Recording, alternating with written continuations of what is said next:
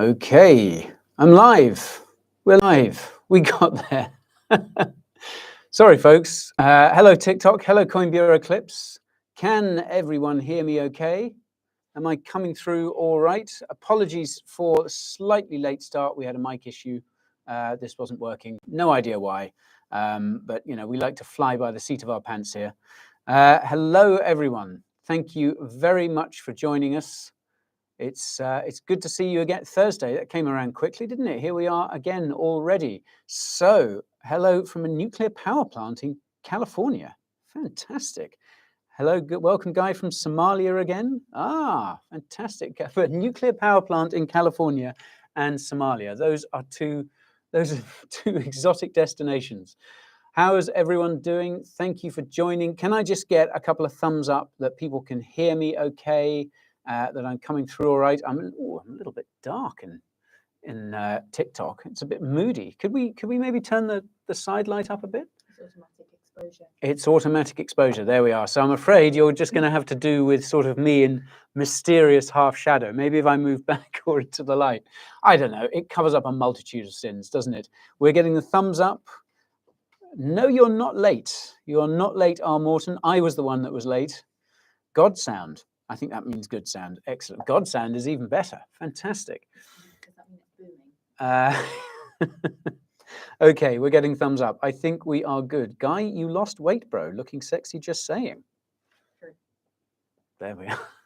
Well, this stream, you know, even though we started a couple of minutes late, after that, I mean, how do you have a better start to a stream than that? I hope I have lost weight. I've been taking it easy. Sorry, just giving a thumbs up to the production crew there. Okay, it's good of you to join me, folks. Thank you very much. It's lovely to see you, and it's great to be back. Well, okay, let's just address this straight off. It's been a bit of a quiet week in crypto, really, hasn't it? I was kind of I was looking through. I was just making a few notes earlier on about what I was going to talk about with you today. And you know, most weeks it's kind of obvious. You know, the first few topics really kind of jump out at you. And this week it was sort of like, oh, it's been a bit kind of tumbleweed in crypto this week. It's all been a little bit quiet. I mean, okay, there's still stuff going on. There's always stuff happening in crypto, folks. It's never boring. But this has certainly been one of crypto's quieter weeks that I can remember. But anyway, don't worry. There's still lots to talk about. You know me, folks. I can waffle along like no one's business. So before I give you a rundown of what I was planning to talk about today, I was just wanting to see where you're all joining me from. Where are you joining me from on TikTok? But certainly clips. Namaste from India. Fantastic. Love from Q8. In brackets Q8, just in case. Oh, just in case I didn't get it. Wonderful. Calm before the storm. Ooh, perhaps. Ooh. You might be onto something there. Philippines from Riga, Denmark, Bulgaria, India, Florida, Sweden, East Croydon, Glasgow. Hey, Glasgow, fantastic. From Serbia, from Charlotte Street, London. Oh, lovely. Preston, England, Kardashian, Louisiana. Yeah. New Jersey, Ireland, Rickmansworth. Oh, I've got family up near Rickmansworth. Jamaica, Westeros. How's things in Westeros? It looked a bit spicy last time I saw. Somerset, oh, that's where my wife's from. Singapore, Algeria, Northamptonshire, Kettering from Ukraine. Fantastic. Melbourne, Australia. Another one from New Jersey. This is amazing. France, Hungary, Virginia. I think Inverness. Ooh, Oxford. Whoop whoop. Johnny, are you studying at Oxford? Yeah, it must be term time at Oxford now, mustn't it? From Portugal, cheers from Canada, Perth, Australia, Puerto Rico, Yemen, Nigeria. Oh, Yemen, you're in the neighborhood. Beirut, Lebanon, Switzerland. The moon. Brendan, how did you get on the moon? Did you get stranded on the moon after the last bull market and you haven't been able to get back? Cambodia, Catalonia, Ecuador, India. This is great. This is great. Well, as usual, we are a truly international gathering today, folks. Thank you all for joining me. As I say, it's Decentraland. I mean, that's more than possible. Okay, so all right, as I say, it's been a little bit of a quiet week in crypto, but there is still stuff going on. So let me give you a quick rundown of what I'm planning to talk about today before we dive into it. And look, you know, if we run into things to talk about, you guys can just shitpost in the comments, and we can have a lot of fun with that. I always enjoy reading your comments. You're always coming up with some absolute comedy gold, and it keeps me laughing long after the live stream is finished. I must say, if any of you were here last week, I really enjoyed our little game where we had to guess what gift we'd got from Binance. There were some truly wonderful suggestions in there, folks. I am, of course, joined as ever by the faithful Jerome Owl. There he is for TikTok as well. He will be moderating today's live stream. So if I start talking too much nonsense, he'll probably just shut me up. So bear that in mind. Jerome is on your side, guys. Fantastic. Okay, let's talk about. So first of all, I'm going to talk about something boring but important. That is the MiCA rules in the EU. Those have been finalized. This is big news, folks. This is actually pretty big news. I did a video on this, you might recall, last week or even the week before, which I do recommend you watch, especially if you live in the EU, but elsewhere as well. And there's something in there for everyone. So I'm going to talk about MiCA. I'm just going to talk about the fact that crypto is just real quiet right now, because there's no denying that. Might touch on LBRY, lack of decision there. Three Arrows Capital has been moving their NFTs around. We'll talk about Kim Kardashian. Oh, yes. We will also might touch on this Credit Suisse stuff. I don't know if you guys have been following this. This is kind of macro stuff. Credit Suisse, there's been a lot of rumors floating around on social media over the last week or so about Credit Suisse.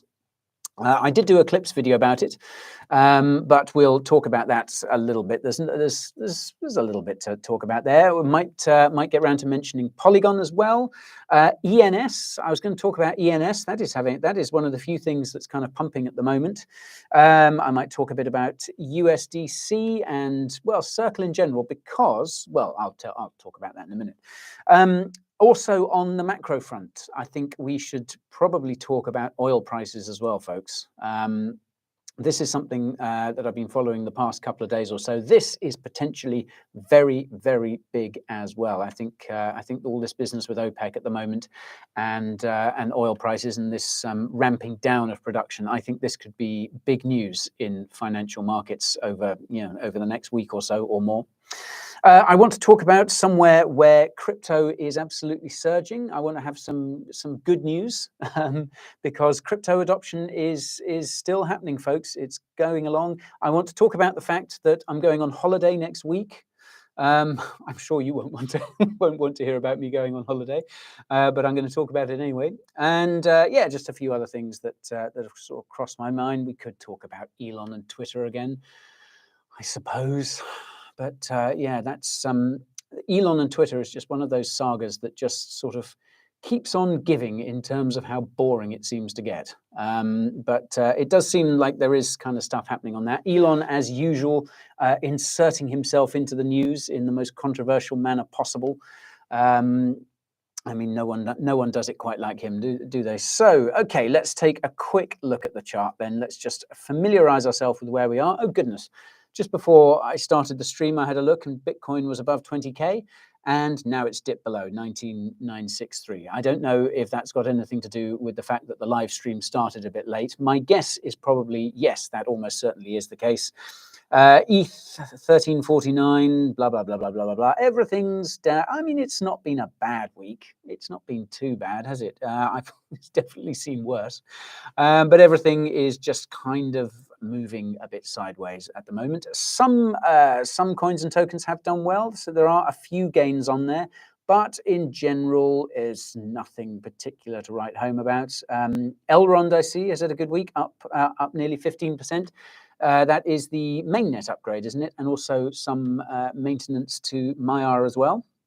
And apart from that, everything else is tokenized exchange up 35%. Now, I must say I haven't really done my homework on tokenized exchange, so I will have to I'll have to go away and look at that in more detail, maybe for next week's stream, if there is a stream next week, because like I say, I'm planning to be away on holiday next week, but I might still do a live stream from some exotic locale. Anyhow, how are we getting on in the comments? Guys, should we leave the UK? Well, I've been out of the UK. I've been here in Dubai for a little over a month now, and I must say, looking at the news from back home, it hasn't been all that great, has it? It's been, yeah, it just seemed, well, there was all that stuff about the pound and just this disastrous mini budget last week. That was pretty horrible to see. And of course, this is triggering a whole lot of other stuff, all this worry about mortgages, about pensions, about the cost of living. So as well as not being able to give financial advice, I can't give relocation advice either. But certainly, it does look like it's going to be a tricky winter in the UK, and well, I mean, for much of Europe and elsewhere. But yeah, it's not. I don't know. Sometimes being British feels wonderful, and sometimes you just feel a little bit embarrassed about it. And at the moment, it's kind of the latter, I'm afraid. But hey, oh, Alex Beak says holiday or honeymoon.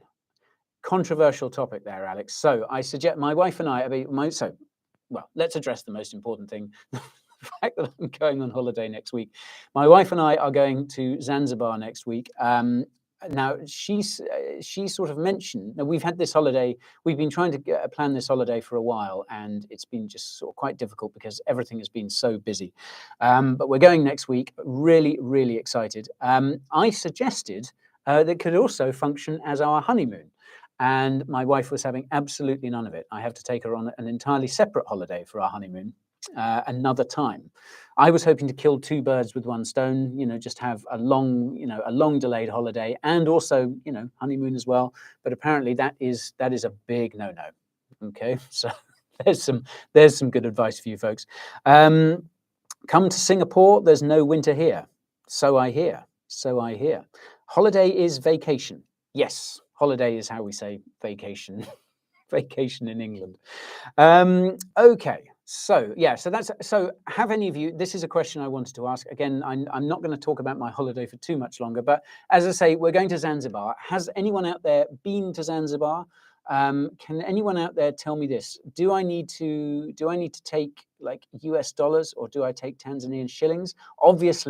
Obviously, I'm going to have my Exodus wallet, and I'm going to have that loaded up with a little bit of BTC, maybe a bit of ETH, maybe a bit of ADA, because I know Cardano is obviously kind of big in East Africa. So maybe they're all ADA fiends there. But yeah, do I need to take Tanzanian shillings? Do I need to take US dollars, or what is it? Tell me. I need, ideally, I'd like to get rid of some crappy fiat, but I'll be absolutely over the moon if they take crypto there as well. Okay, so are you going to Zanzibar to hide from the SEC? Well, yes. Let's see if maybe I'll bump into Kim Kardashian there as well. Okay, go to Sri Lanka will be cheap because of the problems there. Yes, I'm not sure that's the best reason to go. I would love to go to Sri Lanka at one point, but I think maybe, wait till things are a little more stable there. Take your hat and sunscreen. This is all good advice, folks. This is all very good advice. Thank you very much. Okay, right. Let's talk about crypto. Let's talk about the MiCA laws, the Markets in Crypto Assets Regulation. This has so the final draft of this has just been approved. So it's now going to go through the European Parliament. It will be passed. That is pretty much a formality, and then the MiCA rules in Europe will come into effect in early 2024. Now, you might have seen the video about this I did on our main channel a couple of weeks ago. MiCA is a big milestone. Now, you might remember that the first draft of the MiCA bill was not great. There were some pretty outlandish suggestions in there. There was talk of banning DeFi. There was talk of KYC on NFT marketplaces. There was some ludicrous stuff about trying to crash Bitcoin's price by destroying proof of work, all this kind of nonsense. The good news is, folks, as I said in the video, is that a lot of that nonsense has been taken out. So it looks like the crypto lobbyists have been hard at work over in Brussels, and so the MiCA bill that is going to pass into law is a big improvement on the first draft, and that is really good news because these are going to be crypto regulations that are going to come into force across all 27 EU member states, and that is going to provide a bit of much needed regulatory clarity. Now, as I've talked about a lot in the past few weeks and months, regulations are coming for the crypto space, and so far, Europe is kind of a bit ahead of the curve on this, certainly when compared to the likes of the USA. So far, this is looking promising. Now, there are a couple of things to be aware of in this latest draft of MiCA. There isn't really anything clear on DeFi. So DeFi is going to have to be addressed at a later stage. So, that's not ideal. It would have been nice to see a bit of regulatory clarity around DeFi in the EU, but as I always think, I think DeFi is such a dense, such a complicated topic. I kind of think EU politicians have probably kicked the can down the road on that one, and going to see if they can figure that out a bit later. NFTs are a little bit of a grey area too in this latest draft of MiCA. So there's going to be more about those further down the line. But it is a very good start, folks. There are some pretty sensible regulations in there. There's a lot regarding stablecoins. Obviously, stablecoins got talked about a lot in MiCA, and regulators everywhere are kind of fixated on stablecoins quite a bit. And yeah, I mean, the rules that MiCA is looking to put in place are pretty sensible. Stablecoin issuers are going to have good quality reserves backing up any coins in circulation. Obviously, a euro stablecoin has been issued by Circle. Now, Circle is kind of all over this. I think it's pretty clear that one of the big lobbying forces behind this latest draft of MiCA is almost certainly Circle. So Circle's euro stablecoin is launched, and this is going to be good for crypto in Europe as well. So some good news, folks, to start the stream off. It looks like a bit of regulatory clarity, and I think the other jurisdictions, so the likes of the US, will be looking to Europe very closely to see how these MiCA rules pan out, and that could set a precedent for elsewhere. So I must say, I'm kind of cautiously optimistic, because I think it seems to me like politicians in Europe have kind of woken up to the fact that other jurisdictions are going to steal a march on them, and attract the crypto industry, attract all the talent associated with the crypto industry. Oh, live on it. Oh, that's a good. Is that a sticker? Awesome. Thank you very much, Heartland Oki. Yes, so obviously places like Singapore, Dubai, and Geneva, places in parts of Switzerland as well are making efforts to attract the crypto industry. So Europe can't afford to be left behind. So there we are. So that's MiCA, but keep an eye on it, folks. As I say, still expecting more stuff about DeFi and NFTs in Europe at some point. So we'll have to hope that they address those sensibly as well.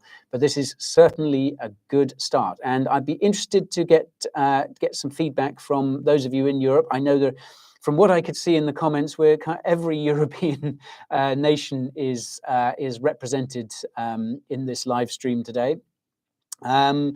So I'd be interested to get your thoughts on it as well. Thank you, everyone, for all the likes you are sending. Why does Elon like Doge so much? Good question. Good question. I noticed that Doge pumped quite a lot when Elon started piping up about his vision for peace in Ukraine, which is just Well, it's just to be expected, isn't it? Ronnie Whitaker says Scotland. Ronnie, I could not agree more. Thank you, everyone. Thank you, everyone, for all these likes and roses and stickers that you're sending on TikTok as well. This is great. Maybe Elon should buy YouTube as well and get rid of the scams and bots. Yeah, I mean, Twitter, I was complaining about this in last week's live stream. Twitter is just, I mean, for one thing, crypto Twitter is really quiet at the moment. There is not a lot happening there. It's gone very, very quiet, tumbleweed city. But yeah, I mean, I think one of the reasons for that, obviously, is there's not an awful lot happening in crypto at the moment compared to previous weeks. But I think, yeah, bots and you know, all these fake accounts are just an absolute nightmare on Twitter, and sometimes it can become almost unusable. So in that sense, you know, I do kind of hope that Elon's able to come in and sort this stuff out, because yeah, it's crazy. It's crazy that this is still going on. Someone asking, why don't you like XRP? I don't dislike XRP. It's not my favorite coin. But I mean, I've talked about XRP in quite a few streams up to now. Obviously, you know, we're all kind of waiting to see what's going to happen with this SEC case. That is still dragging on. And remember, of course, I talked about LBRY as well. I've talked about that in the last few streams. I mean, we're still waiting for a decision on LBRY 2. Some of my concerns around XRP in the past kind of focused on, you know, the kind of huge allocations that the team had got, and obviously the kind of big elephant in the room there was Jed McCaleb's huge XRP allocation, which, as we all know, he finished selling not that long ago. Which is definitely good news for XRP in the long run. And yeah, I mean, Jed McCaleb is now so wealthy from those sales. I think he's talking about building a space station or something like that. He's joined the ranks of the billionaires going into space. So well done, Jed. But yeah, it's yeah, obviously everything XRP related is just kind of waiting on this never-ending court case. And as I say, the LBRY decision as well, which we're still waiting for, that is really important from the point of view of setting a precedent. So, okay. All right, what else should we talk about? Yeah, crypto just being really, really quiet at the moment. There is a sense, isn't there, that everyone's kind of waiting.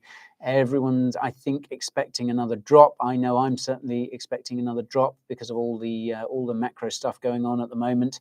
So I think investment is very much on hold. I was looking at exchange trading volumes earlier. They are right down. They are very, very quiet. There is not an awful lot happening on crypto exchanges, not much buying, selling, trading, whatever. So, and as I said, crypto Twitter is a little bit of a ghost town as well, which obviously makes a bit of a mockery of the whole Uptober meme, doesn't it?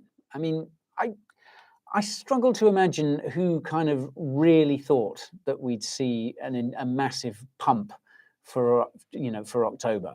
I'm not quite sure what people's reasoning there was. Obviously, there was excitement around a possible resolution in the XRP case, which could happen. There certainly has been positive news in that. But yeah, the idea that the whole month of October would see the markets just steadily climbing or mooning even is just frankly ludicrous. Does MiCA apply for the UK? No, Alex, it will not apply for the UK because the UK is no longer part of the EU. And I'm going to put the lid on that can of worms right now. Yes, the regulation in the UK has been a bit quieter. I noticed they recently made it easier to seize crypto assets. But yeah, there was a bit of excitement because Liz Truss, our new Prime Minister, sort of made some supposedly encouraging noises. I think she said the word blockchain a while back, and everyone sort of went, Liz Truss is pro-crypto. It's like, I'm going to have to wait and see better evidence of that. And then everyone got excited about the Royal Mint issuing NFTs, which again hasn't happened yet, as far as I know. So again, I'm not kind of holding my breath on any sort of sensible regulation in the UK anytime soon as regards crypto. Now, this reminds me, actually, this is something that I was talking about with the one and only Mr. Benjamin Cowen just a couple of days ago. So it's been actually for me, or even though it's been quite a quiet week in crypto, it's been all go here at Coin Bureau HQ, because on Monday, I was very lucky to be invited onto Ben Cowen's Into the Cryptoverse. Ben and I chatted for, must have been about an hour and a half, 2 hours. We talked about the MiCA regulations. We talked about regulations in the US, such as they are. What else? We talked about what was happening in the UK at the time. Obviously, all that business with the pound, which has fortunately seems to have calmed down after the Bank of England turned on the money printer. And we talked about the likes of Cardano and Algorand as well, which I've talked about quite a lot now, folks. So, you know, I think we're all up to date with what's happening there. But yeah, so it was absolutely great. I must say, Ben Cowen, I love watching his videos. I've been a fan of his, follower of his for a long, long time. He makes absolutely brilliant content. He is such a smart guy, and I must say as well, I'd never met him before. Obviously, we met, you know, over Zoom. I must say he is a really lovely chap as well. Really friendly, really good fun. We had a long old chat, and I must urge you, if you don't follow Ben Cowen, please do, because he is absolutely brilliant. He's on YouTube, he's on Twitter as well, and he's fantastic. He's he's one of my favorite sources of information, and a very nice chap too. And speaking of very nice chaps, on Tuesday, so I spoke with Ben on Monday, and then on Tuesday, the one, the only Rob Wolf and I, Rob from Digital Asset News, we recorded an episode of the Coin Bureau podcast, which should be coming out tomorrow.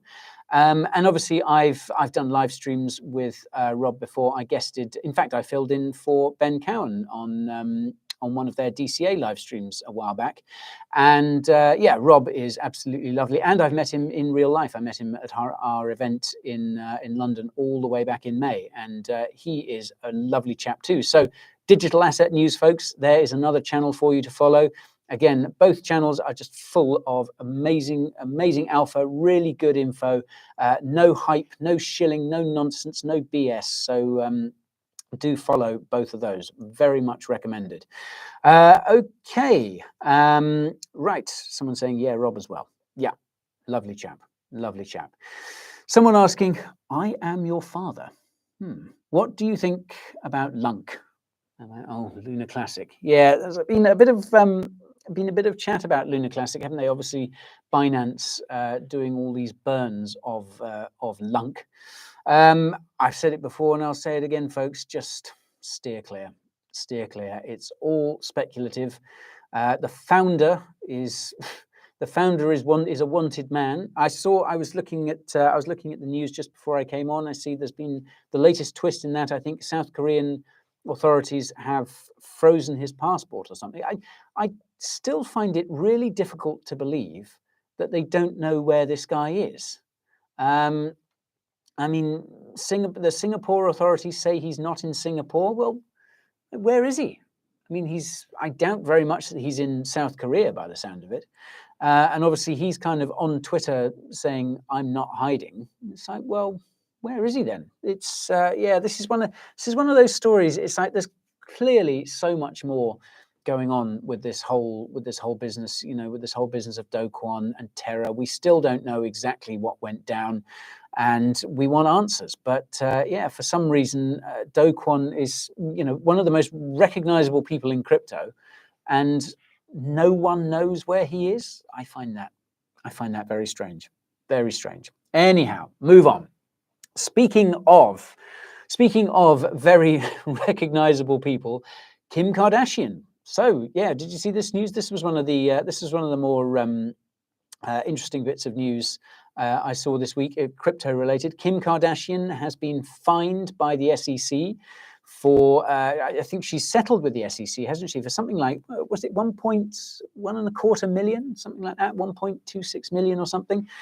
And yeah, this was obviously over her promotion of Ethereum Max, which I think she promoted on Instagram. Was that last year or even the year before? We know the SEC moves pretty slowly these days. Anyhow, yeah, the SEC has finally caught up with Kim Kardashian. Obviously, we've seen the SEC flex its muscles a lot recently, and yeah, obviously, all in the name of protecting investors. That's the SEC's mission.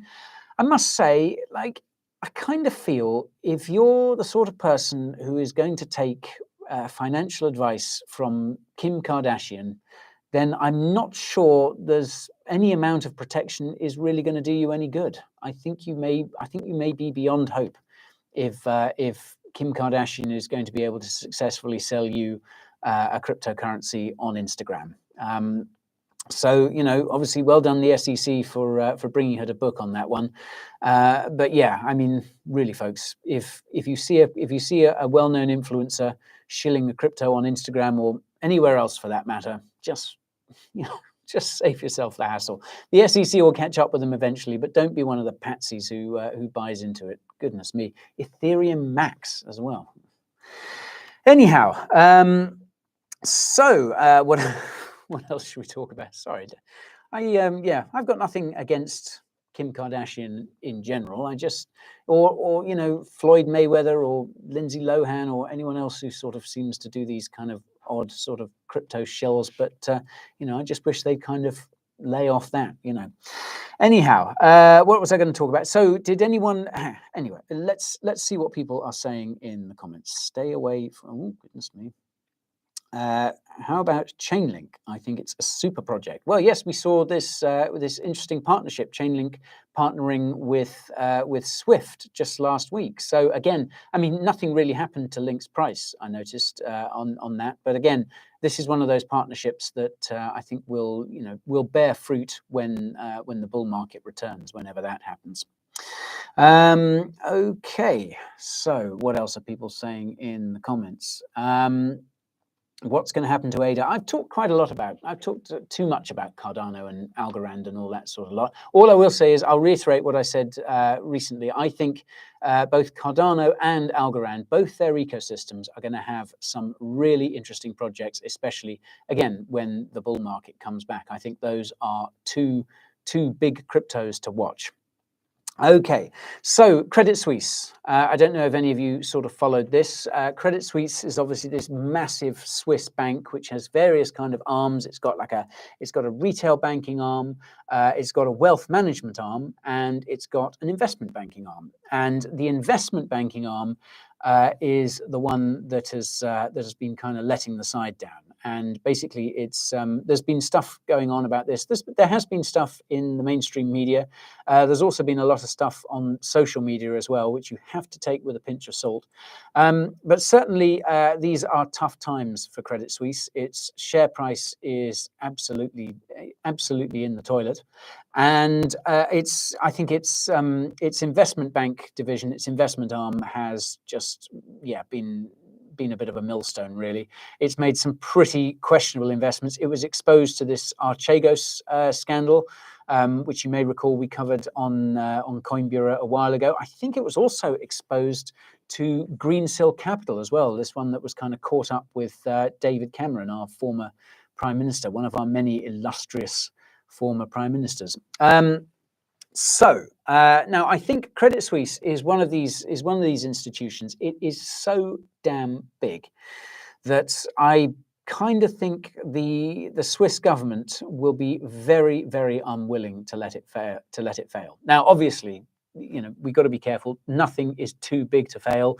We saw that in 2008, and as I said in a Clips video I did about Credit Suisse, you know, if you thought Lehman Brothers was big, Credit Suisse dwarfs the size of Lehman. So if Credit Suisse was to go under, that would leave a big, massive hole in the markets. However, it looks like a lot of the FUD flying around about Credit Suisse was just that. It was just FUD. It is not doing too well at the moment, but it looks like, yeah, it doesn't seem all that likely to go under.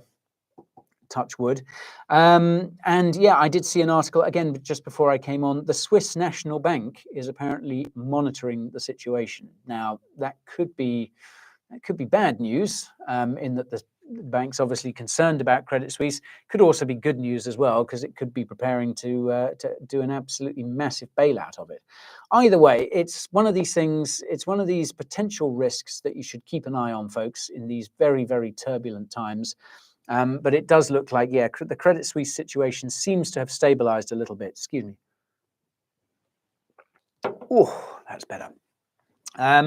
And yeah, obviously central banks standing by to turn on the money printer if needs be. That's what we saw in the UK last week with the Bank of England. What else are we going to, is this the Bitcoin bottom? No, I don't think this is the Bitcoin bottom. As I've said before, I think we are set for lower lows from here, folks. There's a lot of people kind of nervous out there. So again, I think this is one of the reasons why the crypto markets are just so quiet at the moment. I think a lot of people are expecting, like I am, that things will go a bit lower from here, possibly a lot lower from here. So you need to be aware of that, folks. If you are thinking of buying, selling, trading, whatever it is, in this environment, you need to be very, very careful, folks. Very, very careful indeed. Okay, when crypto winter will start? I think we're in crypto winter. It certainly feels cold. It certainly feels cold. Okay, what else shall we talk about? Polygon, I noticed, was rallying. Now, someone, as one of my colleagues here pointed out, I was like, oh, Polygon's had a good week. That, I believe, is because the another big, and perhaps I think the final vesting cliff for Matic is coming up. So I think that is one of the reasons why we've seen Matic pump a lot over the last week or so. Obviously, this vesting cliff is approaching. Now, this suggests that once all this Matic vests, is it next week or the week after? Once all that Matic vests, that is potentially a lot of sell pressure for Matic. So do be careful, folks. This is a good example of the sort of tough trading conditions that we're in at the moment. So do be aware of that if you're thinking of aping into Matic. Polygon is a great project. I think it's got a great future, but you've got to be aware of these vesting cliffs for the Matic token, folks. So another token that I wanted to talk about, and I've mentioned before, is ENS, Ethereum Name Service. Now this, I've noticed recently, has broken into the top 100. It has had a really, really good last few months.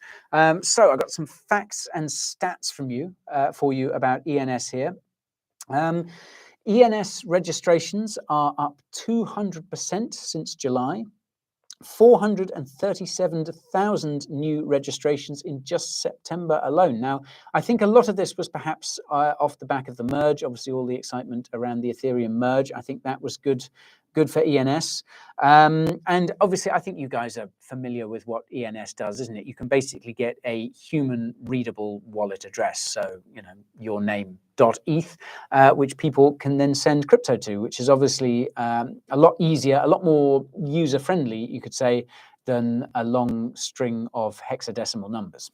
So that is the kind of big value proposition of the Ethereum name service, of ENS. And I noticed today that I think the reason why we've seen even more of a pump recently is Coinbase has kind of partnered with ENS and is going to be handing out basically ENS kind of wallet domains to people via the Coinbase wallet browser extension. So you'll be able to get via Coinbase, I think it's going to be your name.cb.id, and that can be your Coinbase wallet address, and people can send crypto to it. So I think this is why we're seeing a lot of excitement around ENS at the moment. Now, this is a crypto. Now, annoyingly, I was thinking about maybe getting into ENS recently, and I didn't. And basically, the reason why, even though I think there's a great value proposition there, and obviously we've seen that play out over the last few weeks, the reason why I didn't get into it, and I'm now kicking myself, is really just a tokenomic thing. If you go onto CoinGecko or CoinMarketCap, you'll notice that just over a quarter of all the ENS tokens are in circulation. So just over 25% of the total supply is in circulation. So that is a lot more supply that is going to hit the market at some time in the future. And that was the only kind of thing that really put me off getting into ENS in any sort of way. So it is something to be aware of, folks. Not financial advice, of course, but it's been very interesting to see ENS do so well over the past few weeks. And obviously this integration with Coinbase is good news. Good news for both parties. And yeah, I was doing a little bit more digging on this. Anyone know what the most expensive ENS domain so far is? Anyone want to guess? Someone saying too early to buy ENS. Interesting. The most valuable or the most expensive one is paradigm.eth. There we are. Oh, someone in the comment. Well done. Well done, Ojo. Paradigm.eth, that's right. So that is ENS, folks. How are we doing on time? 2:45, so we've got another 15 minutes or so. Hey, everyone. Hodl Doge and Smoke Meth says, hey, guys. Two things I really could not disagree with more. But whatever floats your boat, Hodl Doge and Smoke Meth. I hope you don't live by those words. Anyhow, how's everyone else doing? Okay, this is good. This is good. Lots of people joining us today. I'm surprised we've got so many of you watching today, folks. Given the fact that it's been another quiet week in crypto, but you know you are the great devoted Coin Bureau followers. It's always lovely to see you. So thanks again for joining me on this Thursday evening. It is here in Dubai. It may be, and I appreciate some of you are giving up your mornings or your late nights to join me. So thank you. What else has caught my eye recently? Okay, let's talk. I want to make sure we cover this before time's up, because this, I think, is a very, very big story developing at the moment in the macro markets, and that is the oil price. Now, as you might have noticed, OPEC, the oil-producing countries, this big oil-producing cartel, have got together and agreed to basically to reduce the supply of oil hitting the market. Now, as I remember, that's by about 2 million barrels. So obviously this is being done to prop up the price of oil. And obviously this has been a big, big issue. It's always a big issue, the oil price, isn't it? But it's been an especially big issue since Russia invaded Ukraine for obvious reasons. Now, what's interesting is that the US, the Biden administration over in the US, obviously has its eyes on the midterm elections, which are now a month away, maybe even less than a month away. So this is obviously going to be a big moment over in the States. And I think the last thing the administration wants is high petrol prices. I refuse to call them gas prices. High petrol prices making all American voters very, very angry. So what they've basically done is tap into the US's strategic oil reserve. Now, this is, several million barrels worth of oil that is normally kept aside for emergencies like, a war, for instance. But the administration has basically tapped into the strategic reserve. Sorry, I'm gonna have some water. The US administration has basically tapped into the strategic reserve in order to keep prices at the pumps low. Problem is that they've been getting through it pretty quickly. And now that OPEC is artificially inflating the oil price, this could have big implications, folks. This could be really, really big. So apparently the strategic reserve is now at its lowest level since 1984. And what this means is that the US is basically going to have to go back into the oil market. Gary Reed, we don't use petrol here, we use gas. It's not gas. Gas is gas. Gas is what you use in your cooker. Petrol. It's petrol. Gas, honestly, you Americans. So the US is going to have to refill the strategic reserve, and it's kind of the price that's kind of bobbling around is kind of $80 a barrel. And I was reading earlier that the last administration was looking to fill up the reserve at $24 a barrel. So it's not, all investors get it wrong, folks, at some point or other. Now, this is obviously pretty worrying. The US needs to refill its strategic reserve. The oil price is going to go up because of the actions of OPEC. We've also got other things. Now, the Chinese Communist Party, those guys, they are having their Congress, their big Congress in about 10 days' time, where the President Xi Jinping, he's going for a third term. That's a can of worms in itself. I mean, yeah, that is kind of concerning, because, I mean, what happens when the president of a big country is able to stay in power for a very long time? Well, you just need to look at Russia to see. So, yeah, this Xi Jinping getting a third term is not good, in my humble opinion. Anyhow, what this could mean is that after the big party Congress in 10 days' time, we could see China really start to open back up again. It's starting to shed these ridiculous zero COVID policies. Now, if that happens, obviously manufacturing is going to start up again. There are going to be more people traveling. There's basically going to be more demand for oil from China, and that is going to push the price up still further. That is obviously going to have a big effect on inflation. It's going to have a big effect on people's day-to-day lives, because if you can't afford to fill your car up, that is not good. And that is obviously going to hurt the economy more.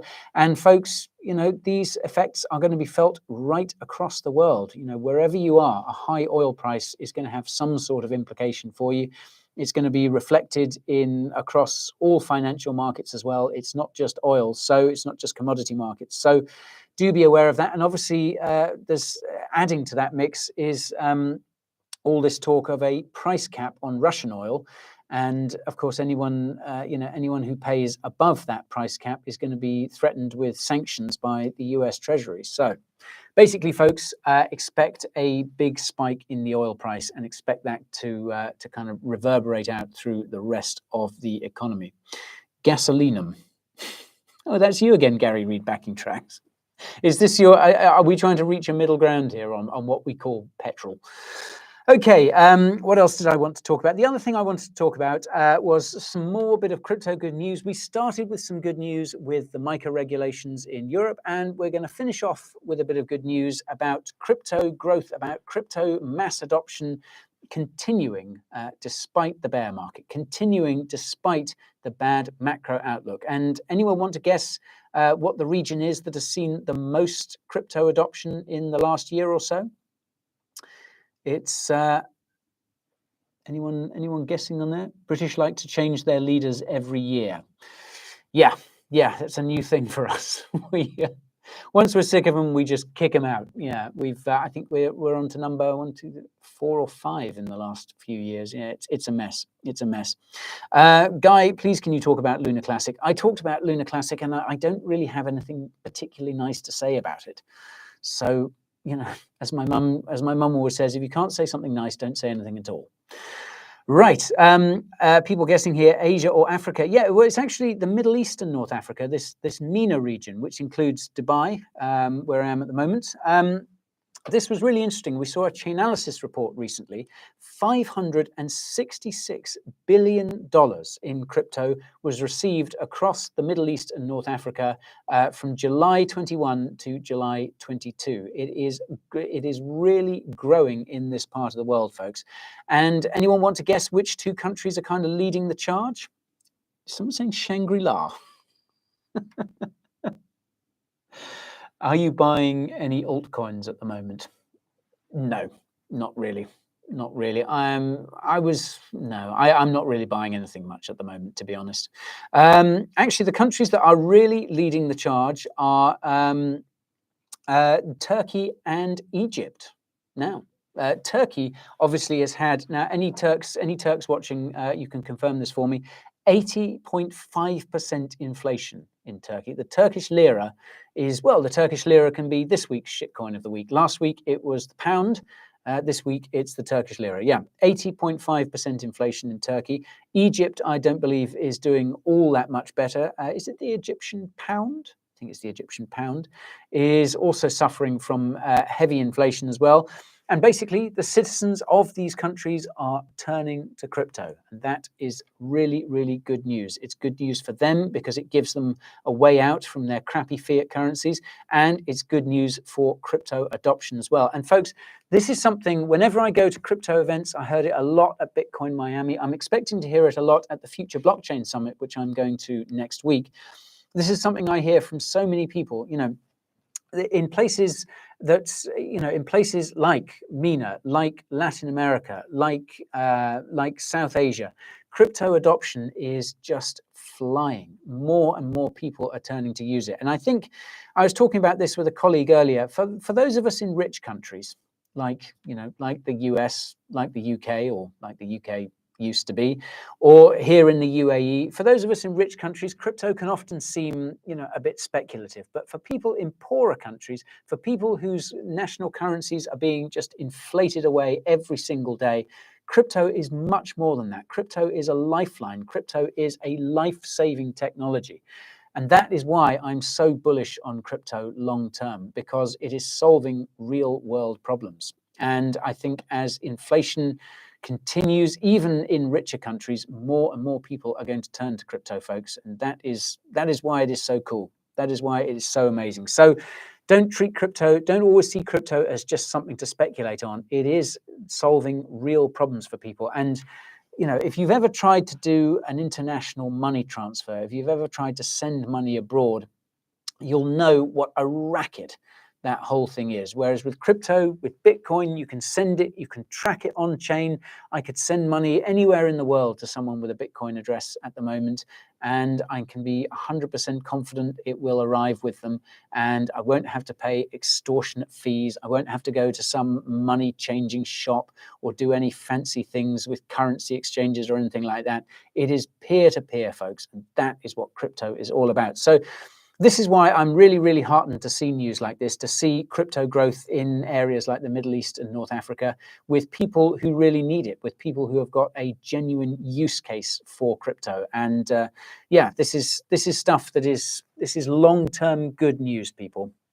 It doesn't have crypto adoption in these countries. It's a kind of slow process, and it doesn't really show up. You don't see it reflected in price charts. You don't often see it reported even in the crypto media all that often, let alone in the mainstream media. But it is happening, folks. It is happening, and I hear it more and more anecdotally whenever I talk to people in the crypto community. I hear more and more about how crypto adoption is it's just coming along every single day.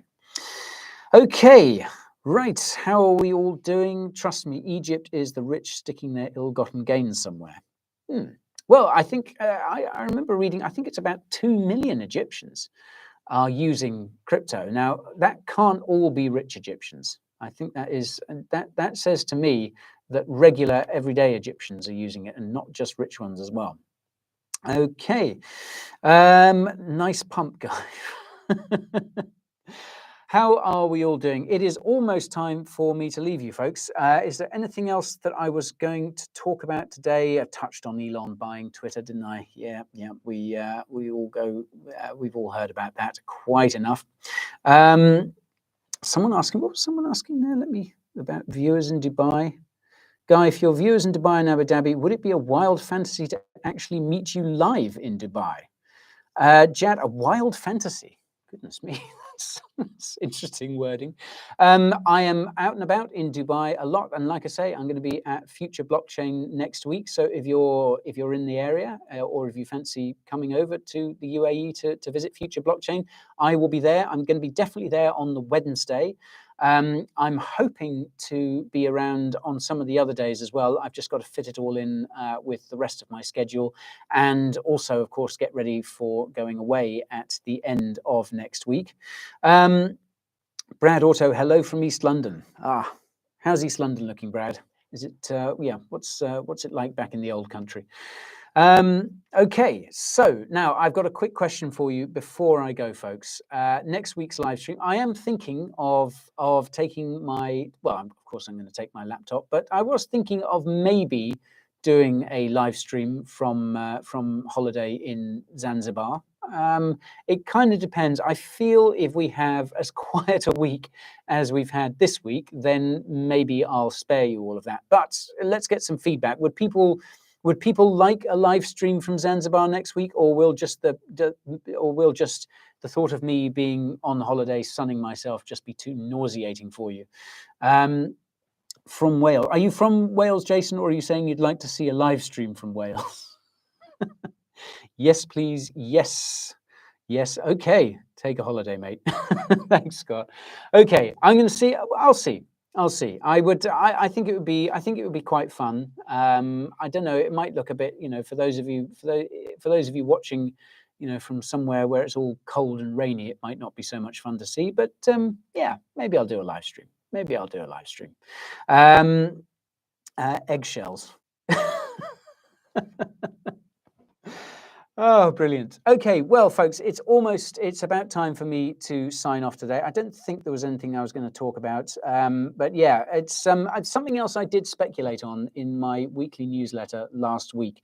We still haven't seen retail capitulate. There are still retail crypto holders out there. They are still hodling. Now, we're hoping, of course, that they're going to be able to keep hodling, but this is something to keep an eye on, folks.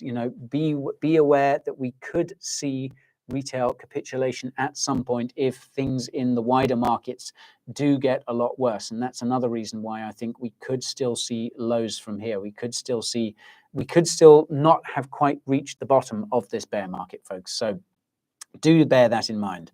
Someone's saying never. Look at Jerome Owl sitting there quietly. Yeah, good old Jerome. Okay. 13th of October, good CPI. Oh, yes, we don't have. Oh, we do have CPI in October. Yes, that's right. Well remembered. I'm trying to think when the next Fed meeting is. The next Fed meeting, that is in early November, I think. Like I say, we've got a little bit of a reprieve from Jerome and his buddies at the Fed. But yes, we have got the CPI coming up. I think you're right. I think it is on the 13th of October of this month. So in, just a few days' time. So do keep an eye out for that. Maybe that will be worth a live stream. Let's see what that. Obviously, that only gives us an indication of what the Fed is going to do at its meeting next month. I'm going to put down a marker, folks. I am pretty sure we will see another 75 basis point rise from the Fed next month. I can't be certain of that. Lots of people talking about a Fed pivot. I don't think we're going to see a Fed pivot anytime soon, folks. Jerome has been very, very clear that in getting inflation under control is what he is all about. I think a lot of this talk about a Fed pivot is kind of a bit of a fantasy, really. And yeah, I'm not pinning any hopes on that, folks. And to be honest, the Fed needs to get inflation under control. So I think we need to see more interest rate rises, unfortunately, even though that is going to cause a lot of pain in the US economy, in the global economy as well. But I feel, folks, we just have to take our medicine. That's the only thing we can do in order for things to get better later on. So I'll leave you with that cheering news, shall I? Yeah. Anyhow, I will hopefully. Elon is in this chat. I know Elon. I know Elon's a big fan of Coin Bureau live streams. Anyhow, folks, I'm going to leave it there. I may join you from holiday next week, but if not, I will certainly be back the week after that. And I'm looking forward to it already. So thank you all for joining me today. It's been lovely to hang out again. Thank you for all your comments. Thank you for all your shit posts. Thank you for all your insults if you sent them. Thank you for all your funny gifts on TikTok. And yeah, have a good week, folks. Keep an eye on what's happening. There could be some more. Let's hope next week's a bit more interesting in the crypto market, in the crypto space, but in a good way. So thank you all for joining, and I will see you next week. Adios. Ooh. Thank you for all the hearts as well. Your stream. Okay, let's end there. Goodbye.